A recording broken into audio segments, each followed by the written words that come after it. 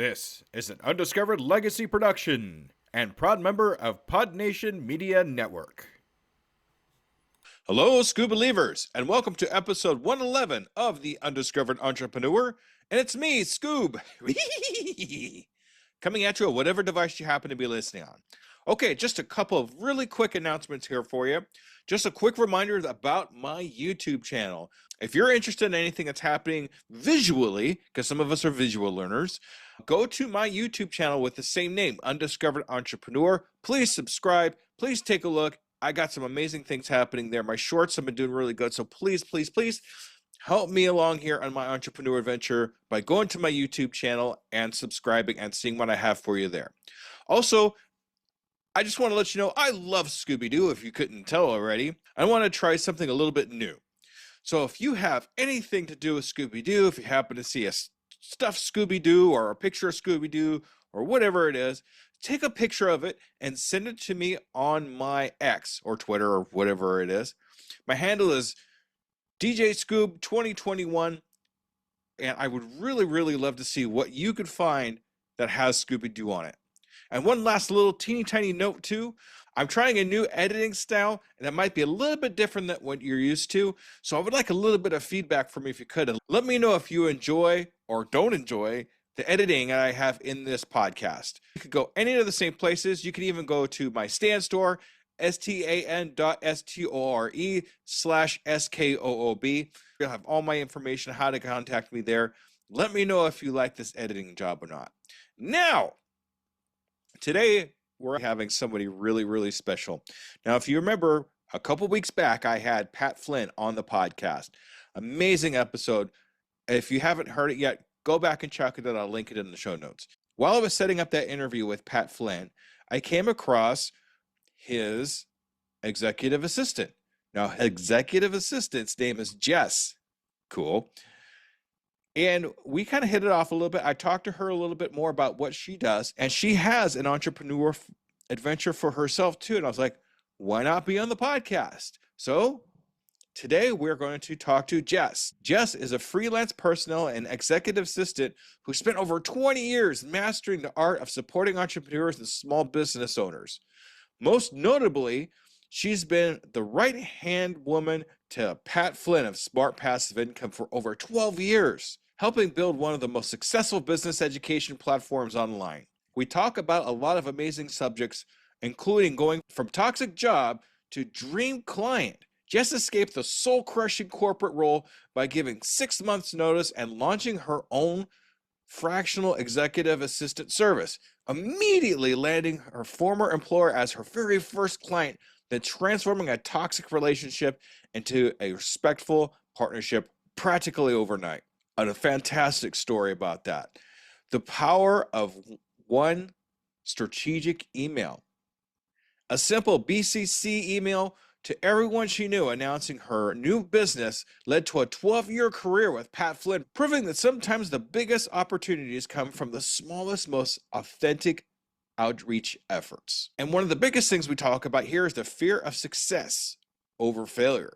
Unlike most entrepreneurs who fear failure, Jess openly admits her biggest challenge is fear of success, deliberately staying behind the scenes and maintaining privacy while supporting her dreams, showing that success doesn't always mean being in the spotlight. Let's listen to a really good friend, and that's Jess. Salutations, Scuba Believers, and we are here again with another amazing entrepreneur. Today we're here with Jess. Hey, Jess, how are you? Hey, doing well, thanks. How about you? Fantastic. Thank you so much for taking the time out of your day and to be on the Undiscovered Entrepreneur, get across the start line. Super appreciate you. I really appreciate you having me on. All right. So I'm going to have one kind of semi-serious question to ask you. Are you ready? Sure. All right, here we go. Are you a Scuba Believer? Oh, come on now. You know I am. All right. Jess is a Scuba Believer. Woohoo! All right. Thank you so much for being a Scuba Believer, Jess. Super appreciate you. All right, so what I like to do here in the very beginning is get kind of an idea of who you are, what your entrepreneur adventure is, and how you got across the start line in your entrepreneur adventure. I love it. I'm so ready. All right. Yes, absolutely. So my name is Jess Lindgren, and presently I hold a lot of different titles. So we'll get to that because that's kind of the end of the entrepreneurial journey, if you will, or at least the midpoint where we at now. And I got started back in 2012, 2013. I was living in Minneapolis, Minnesota at the time, and was a big fan of Google Reader. May it rest in peace. I used to read Forbes and entrepreneur.com and that kind of thing. I just had a lot of downtime at my full-time daytime job and was what I like to call, I've been a personal and executive assistant for over 20 years now. And at the time, I was more of an insurance policy, just there if you need me and not really doing much if you don't, which was good and bad. You know, there were certainly days where I was busy, but certainly days where it was pretty chill. And during some of those days where it was chill, I'd be reading like Cliff Ravenscraft, old school people who are now not my contemporaries, but the contemporaries of the executive that I work with. So it was just reading a lot of entrepreneurial, like Seth Godin. I'm a huge Seth Godin fan and reading a ton of his stuff. And I was just like, okay, if the company that I'm working at right now, if they can make $50 million, I can make $50,000. Like I am an executive assistant. I see you people all day, every day inside your business. I'm seeing you running your businesses well, running your businesses questionably sometimes, certainly differently than I would run a business. And all of the articles and stuff that I was reading from people just kind of gave me a lot of ideas and a lot of confidence. Like there are people out there doing this. I'm not doing this alone. And one day I just had enough of the full-time day job. I gave him 6 months notice and I was like, listen, I've got to go, but it's been great working together. So I am spinning off and starting my own basically fractional executive assistant service. And I ended up signing them as my first client, the company that I was leaving. And the relationship just changed overnight. Hey, Jess, you're in my office. Hey, executive, I'm working for you. To, oh my gosh, Jess, how was your weekend? It just really changed the dynamic. Things really thought out. And it felt really great to be leaving my full-time job, but be stepping away with essentially a part-time client, but still making full-time money. So that was a really helpful springboard into that. And then in January of 2014, I sent an email to everybody I knew. And if I had emailed you once, you got this message. And I was just like, hey, everybody, life update, quitting my job, throwing a party, you should come. And here's what I'm doing. I'm a freelance personal and executive assistant. Here's what that means. I can come run your front desk for you for a week while your receptionist is out. I can help you plan your Christmas party. I can help you. Here's a list of things I can do, but I promise this is not an exhaustive list. If there's something on that list that's not on that list, just ask me. If I can't do it, I guarantee you I know somebody who can. And about 15 minutes after sending out that email, I got a response from someone who I am still on the same team with today, who said, Jess, we have a job for you. And it turned out that my first major client was an entrepreneur who goes by the name of Pat Flynn. Perhaps you may have heard of him. Oh yes, absolutely, absolutely. Yes. And so just from one time I had had coffee with this woman and sent her that email when I was quitting my job, starting my business. And a couple months later, I was hired by Pat of Smart Passive Income fame and to be his executive assistant. And that's where we're at today. Pat and I have been working together since 2014. So this is year 12. And it's been 12 years of high highs and not very low lows. Like we do a lot of fun stuff and we always pivot. We're always trying new things. And I've certainly had other clients throughout the time, like the first several years of running my company, I had probably a dozen different clients. But have you done freelance work? Yeah, I actually do a little bit of editing for other podcasts, and I do a little bit of coaching. I don't know if you want to call that freelance work or not, but I understand what you're talking about. Yeah, but like, sometimes you can have like a dozen people who need like 2 hours of your time every Hmm. week, but then eventually you have somebody who needs 5 hours of your time. So you have to get rid of one of your 2 hour clients because you've got somebody who wants 5 hours, and then they want 10 hours, then they want 20 hours, and all of a sudden, all of your little 1 and 2 hour a week clients, it doesn't make sense to keep spreading yourself so thin when Mhm. someone needs more of your time. And that's really what happened for Pat and I, is that it was supposed to be a one-off project, the episode, but I took his inbox from 9,000 unread emails to inbox zero. And it was supposed to be a one-off project. And he was just like, hey, now that you've got this inbox team, do you want to stick around and help me maintain it? Like that would be great. And so it was the same kind of thing, like from a one-off 40-hour project to 5 hours a week, 10 hours a week, eventually 60 hours a week. I had to hire somebody to help because that's not sustainable for one person to do. And yeah, we've just been together ever since. And in 2020, late 2019, early 2020 is when I let all the rest of my clients go and have been here in 2025 building that back up. So I'm back into the consulting game a little bit. That's me in a nutshell. That's my entrepreneurial adventure, is being a freelance personal and executive assistant and being a front row seat to a lot of entrepreneurial adventures over the last 12 years. That's fantastic. And believe it or not, I remember that. I don't remember the number, so I'm saying with you that. But I remember listening to the episode where Pat actually introduced you into the SPI community and that kind of thing too, because I've listened to every episode he's ever put out from zero. I spent a lot of my first year or so listening, starting from zero all the way up to where he is now. So I remember hearing your voice on his podcast, and that's one of the things that drew me to you because I really wanted to learn a little more about you because I remember hearing about you and what you were capable of doing, and then you learning more about how you incorporated yourself into things too. But the thing that really strikes me at this particular point right now with you is your capability of learning from other people, even though it was from afar.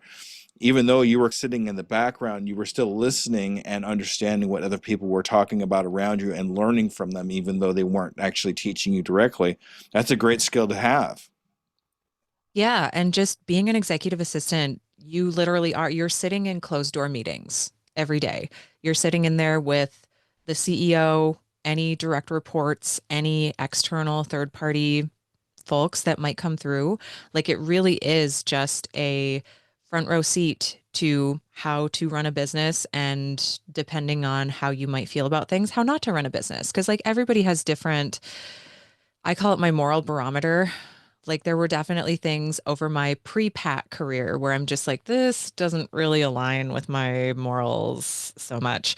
And one of the reasons I've been able to stay with Pat for so long is because our morals, our willingness and desire to teach is so strong and just like be generous and be teaching everything you know. I think that is that ConvertKit's slogan, Kit now. Or Pat's got just it on a kidding. Yeah. Pat has it on a t-shirt now. That's all I Yeah. know. But it's like, teach everything you know. Oh, yeah. Teachable. That I think that was Teachable's slogan Be for a teachable. while. Yeah. Mhm. That's awesome.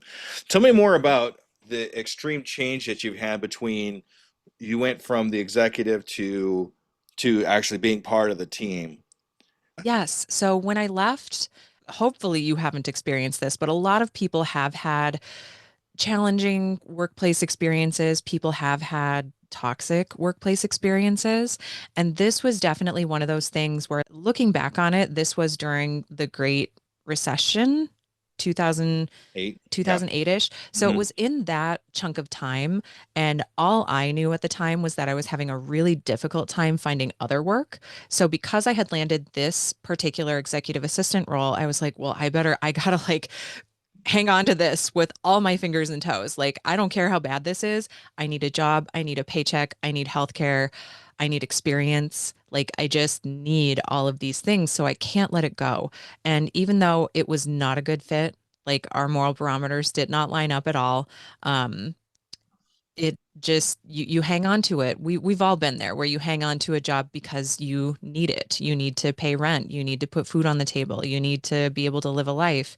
And it just was not a great fit. And when you're someone's full-time employee, it's you, if you're not a great leader, you can and do treat people however you want to treat them.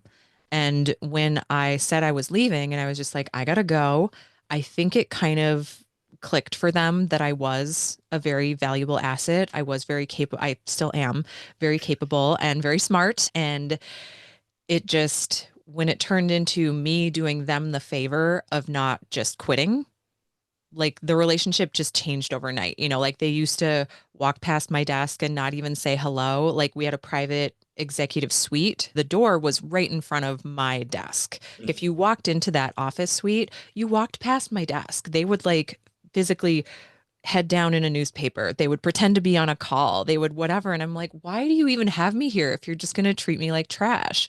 And so when I said I was going freelance, and then they were like, can you stay so we're not in a lurch? I was like, yeah, absolutely. And it just literally overnight, the shift was just, it went from you're my employee, I can treat you however I want, to you're doing me a favor. You didn't just quit. We have time and runway to find your long-term replacement, but we at least have you as a short-term replacement. And it just so many similar stories that once people quit a toxic job and they start freelancing, it's like a switch flips and people realize what a great thing they had going and didn't realize until it was almost gone.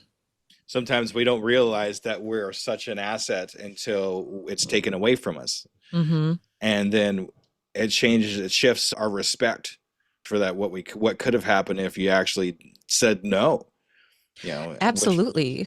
And I mean, when I did come back, I took a 2 week break over Christmas. So I left, it was like December 15th. And then I would have come back like the first week of January. And I came back to the office was literally falling apart. It had the sink in the executive suite had burst a pipe over Christmas break while everyone was gone. Came back to carpet and tiles like floating off the floor, huge industrial fans everywhere. So like I was literally there saving their office space, saving their project management of the cleanup and restoration of the office. They could and would have had to do that by themselves if I hadn't been there. So it was just like a total shift of like, we are so glad you're here. Oh my gosh. yeah, could you imagine what the job would have been like if they did it? Oh boy. Oh Um, man, it would have been a very different result at the yeah. end for sure. Another thing that sticks out of my mind in your kind of hero's journey that you're talking about here is the power of email. And you were able to send this email out saying, "Hey, this is what I'm capable of. Does anybody need help with anything?" And having that email to begin with, a list of the people that you've talked to over time to use that to your advantage. Sounds like it was a great thing. It really was. And at the time, I did not have like an email list per se. Mhm. So again, this would have been like 2013, 2014. Things were very different back, in the good Yeah. old days. So this was literally just a BCC'd email from my Gmail account. And it was just like, hey, friends, if you're receiving this email, it's because I know you in some way, shape, or form. Definitely got people like, who are you? And a lot of people like, oh, congratulations. And truly a handful of people like, hey, this sounds perfect. I'm so glad you told me. Let's get coffee. Let's talk. Let's make something happen.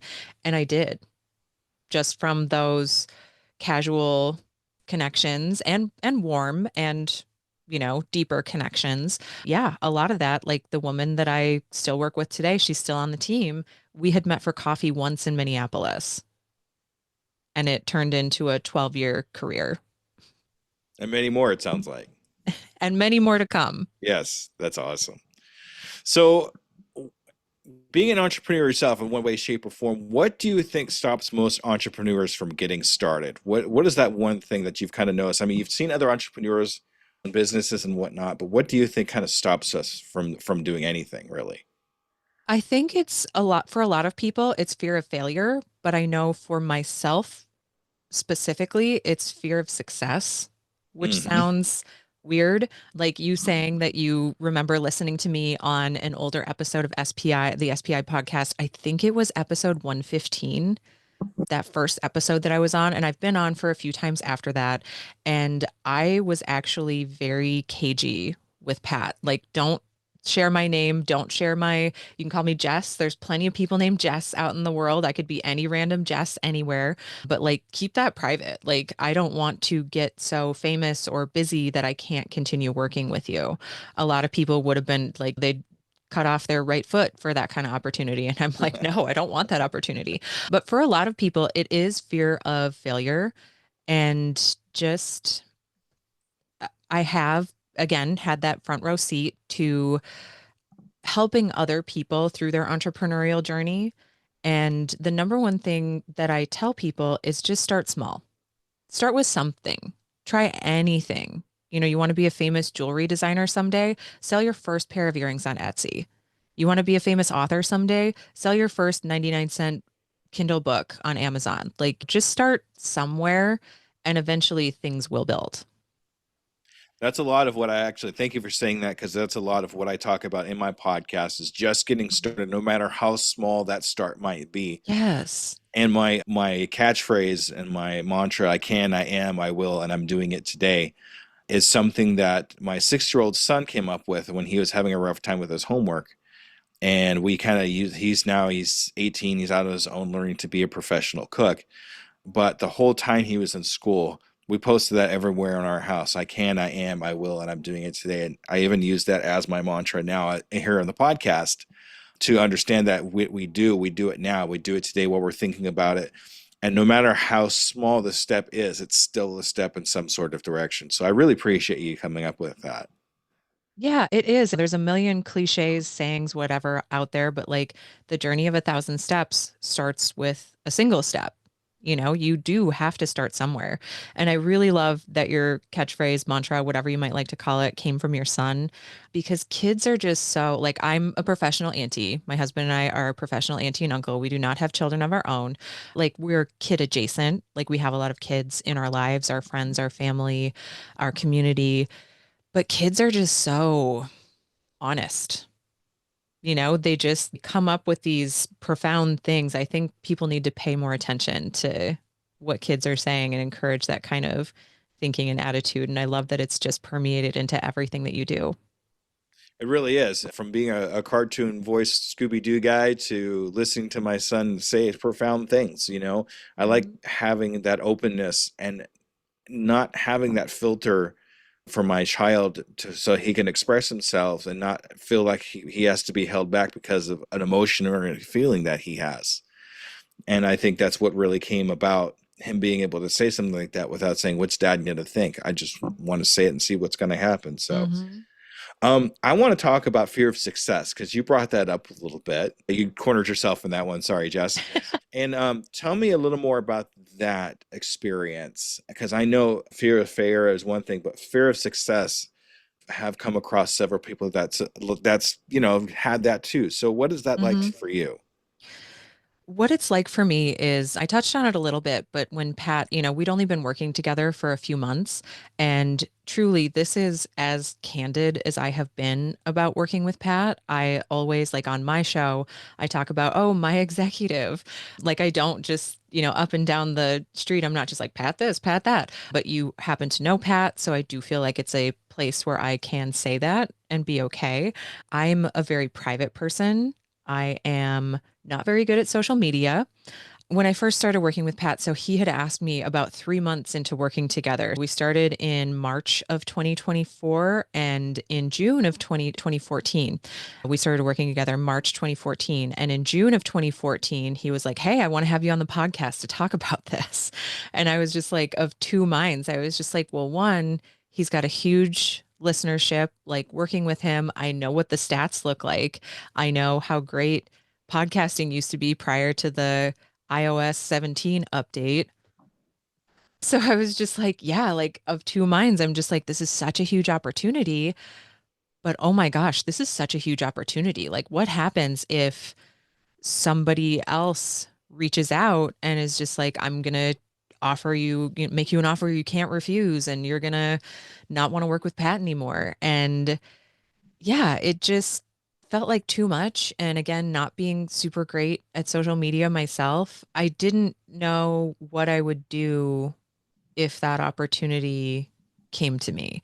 I already felt like the opportunity of working with Pat, it's very impactful work that we do together. And it's something that I have never had in a role prior to this.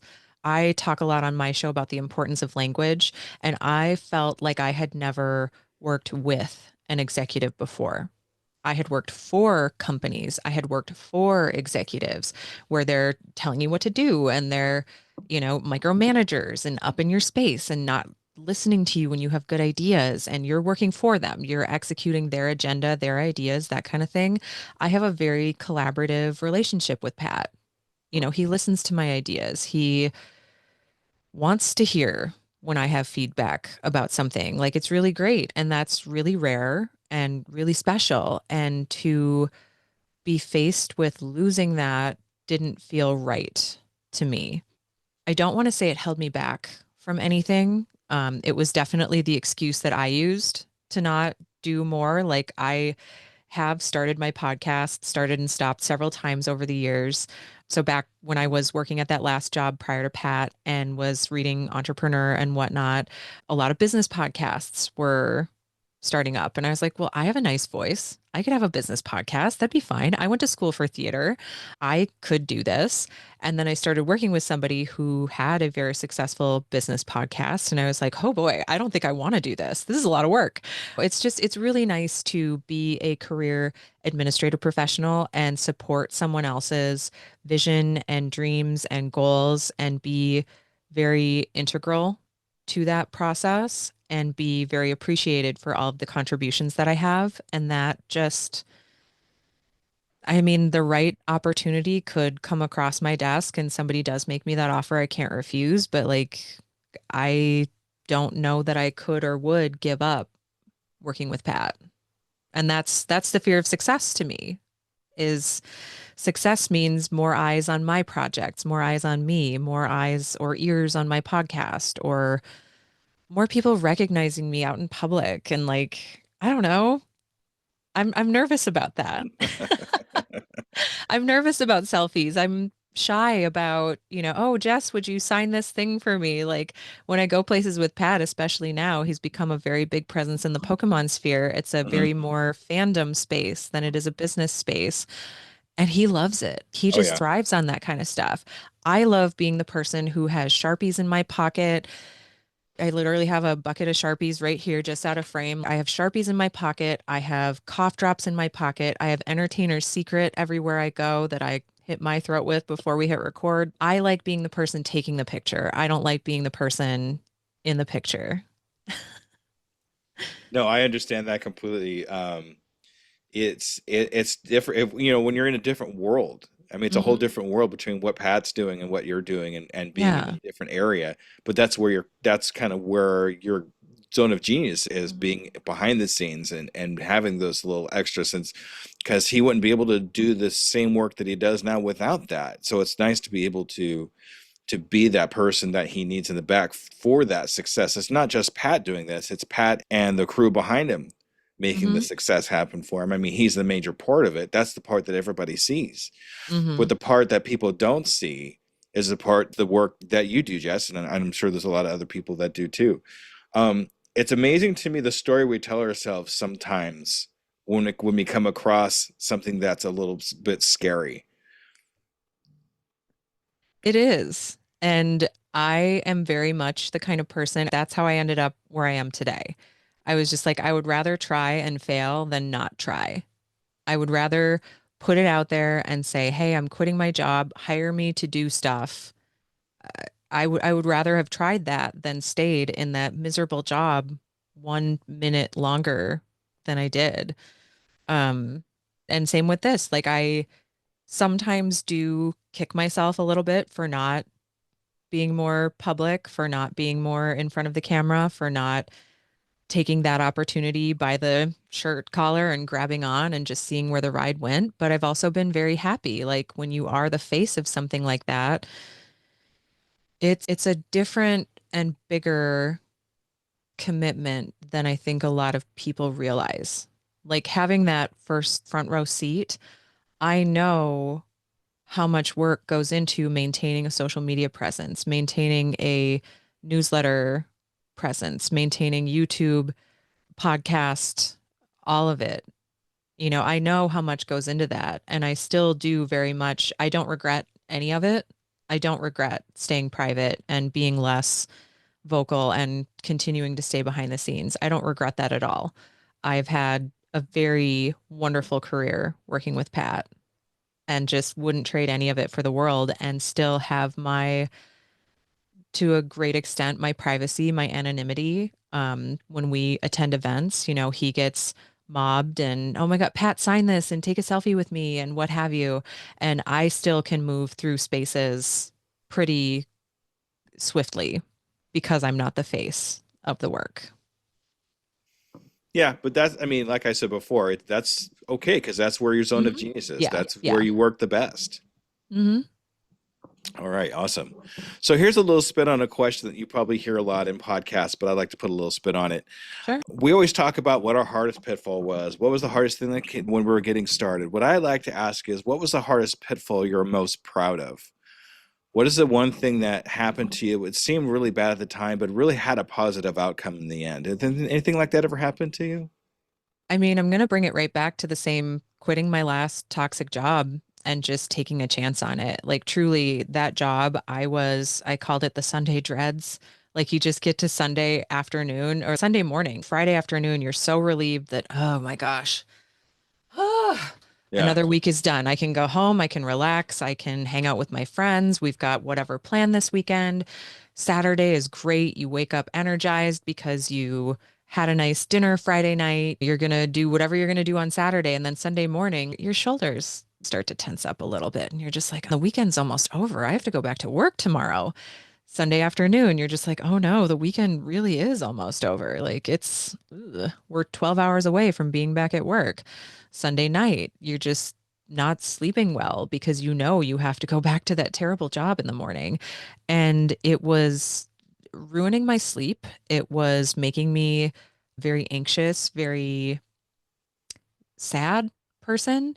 I was very much starting to question my ability. I was planning to go back to school for something else, like go back to college and get a different degree, because I was like, clearly I'm super bad at this and they don't appreciate me and they treat me terribly and it's just time to go. I don't know what I'm going to do, but like it did get to the point where anything was better than staying in that job. Mhm. And I was just like, I gotta go. I spent some time before I gave notice looking at other jobs and I made a promise to my then boyfriend, now husband. I was just like, I cannot take a new job unless I love it like 80%. Like that includes the commute, that includes the organization that it's at, that includes the executive I'd be supporting, all of it. If I don't love 80+% of it, I can't take it. Like I just can't swing from terrible job to terrible job just because I need a job. And he was just like, well, I bought this house before I even met you. So, like, go ahead, quit your job. And I did. And it just, even just telling them that I was going to leave in a few months was a huge weight off my shoulders. Mhm. And I came to realize, like I said earlier, the relationship changed. Oh, Jess, how you doing? How's your weekend? How's blah, blah, blah. And it just built my confidence back up, like knowing that I had an end date in mind and that they were treating me better and that I was making more connections around Minneapolis Mhm. and into the entrepreneurial sphere. Like I joined a co-working space, I was attending events. A lot of co-working spaces are really great at hosting entrepreneurial, whether it's like a lunch and learn, whether it's an evening networking kind of thing, whether it's somebody comes in for a presentation. Yeah, Minneapolis is a really great entrepreneurial hub and just clawing my way back out of that terrible pitfall of nobody likes me, I'm terrible at my job, to I can do this. Like that was, yeah. That's a fantastic mind shift. Really, I mean, going from what am I doing here to I'm glad I'm here, and being able Hmm. to switch your thinking into knowing that you need to kind of believe in yourself and know that you do know what you're doing. In a huge way. And like my husband's belief in me was a big part of that. Like him just saying, I don't care. It'll be tight for a while. Like we won't go out to eat or anything for a while until you've got clients coming in. But like I afforded the house before I knew you. So I'd like to keep you here. And you are miserable. So if this is the thing that has to change, then let's change it. Awesome, and that's nice to have that kind of support too from anybody, really, significant other, family member, or anything like that. If you have somebody that's willing to support you that much, that's definitely an asset. Grab on and don't let go. Mm, absolutely. So let's just say, for an example, that you come across somebody that you hear that's come across somebody that's thinking about starting a brand new business. What kind of advice would you give them? What steps would you think you would have them take? The steps I would have them take is to really focus. I mean, first of all, the very first step is hopefully they don't live in New York or California. New York and California are two of the best states in the country. Employees, they are two of the most challenging states for employers. Even just to run a small business, which is what my present, the revival of Gal Friday 612 is. It's just me providing freelance services. And even as a solo person running a small business, it is challenging. It's expensive, it's hard. Make sure that you really know what you want to do, whether you live in New York, California, or anywhere else, wherever it is that you might live. Make sure you really know what you want to do. And the way that you do that is by trying a bunch of different things until you figure it out. There are way too many people who monetize their hobbies, and then your hobby is no longer your hobby. I have a friend who started selling her crocheted catnip toys. They're the best catnip toys, but then it was a chore. It wasn't a hobby anymore. It was something like, well, I've got a big festival coming up. I need to every spare minute of the day, I need to be crocheting. So it went from something that was fun and easy to something that was now an obligation. So try things. Kind of what I said earlier too about like you want to be a famous jewelry designer someday, sell that first pair on Etsy. Sell that first pair of earrings, make that first necklace, get your first commission, deliver whatever it is your first project is. A lot of people will tell you to under promise and over deliver. I will never tell you to do that. I think that is the absolute wrong mindset to have. I think you need to realistically promise and then keep in communication with people and then realistically deliver because then you're not selling yourself short by under promising something. You're not selling yourself tall by over delivering. Like, learn what it is that you can offer and what you can do and do it. You will beat out 99% of your competition by doing the thing that you say you'll do when you said you'll do it. That's 99% of success in business is showing up. Absolutely. Yeah. You come across a lot of people that'll give you all kinds of promises of what they're going to do for you. And then at the end, really nothing Yeah, comes about it. And they don't so deliver. if you can actually deliver what you promise, Hmm. I mean, yeah, you're ahead of the game for sure. Yeah, in a huge way. And life That's fantastic. happens to all of us, especially people with kids. We are two people without kids, and life still happens to us. So just promise and deliver. Yeah, two amazing words there. There you go. Thank you, Jess. All right. So I have this kind of tradition in my podcast, and I do this with all my guests. In the next 6 months, what do you have planned for yourself and your company and whatever else that it is that you're doing? In the next 6 months, what can we expect from you? What we can expect from me in the next 6 months through my company, Gal Friday 612, is continuing to deliver weekly episodes of the Ask an Assistant podcast. We can expect some live in-person events, hopefully one in San Diego this fall.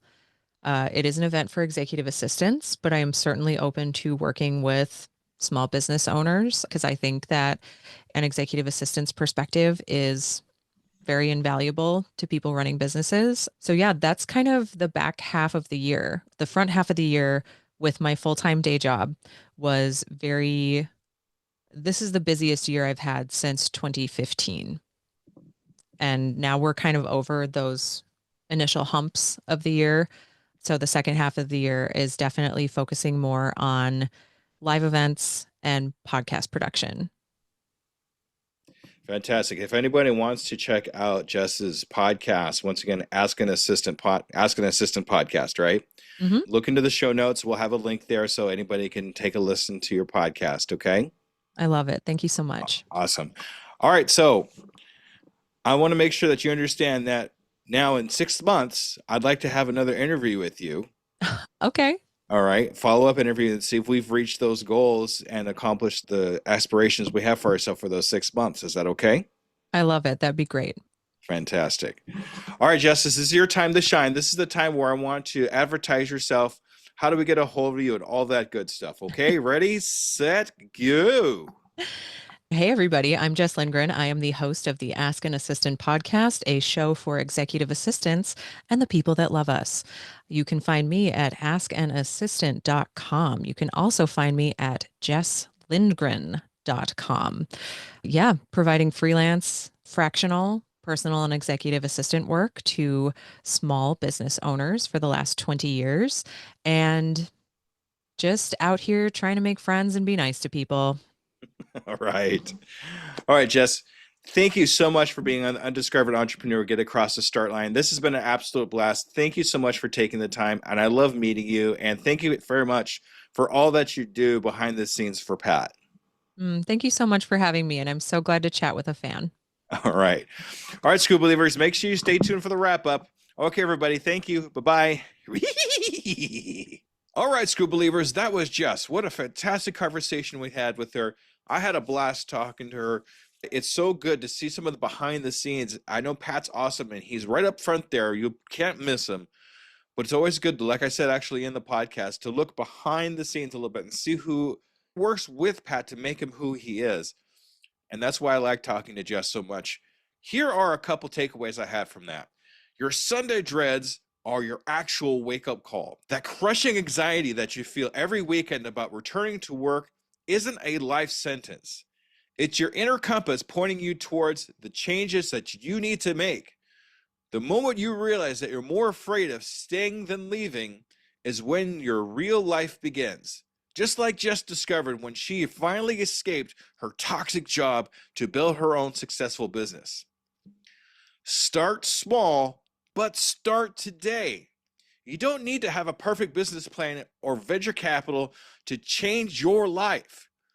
You just need to take the one authentic step forward. Jess's simple BBC email to everyone she knew led to a 12-year career and more with the amazing Pat Flynn, proving that success often comes from showing up consistently and doing what you say you'll do, not from grand gestures or overnight transformations. And I think we could all take that to the bank. And with that, I'm going to say thank you very much, School Believers, for another fantastic episode, and I will see you next week. Thank you, everybody. Goodbye.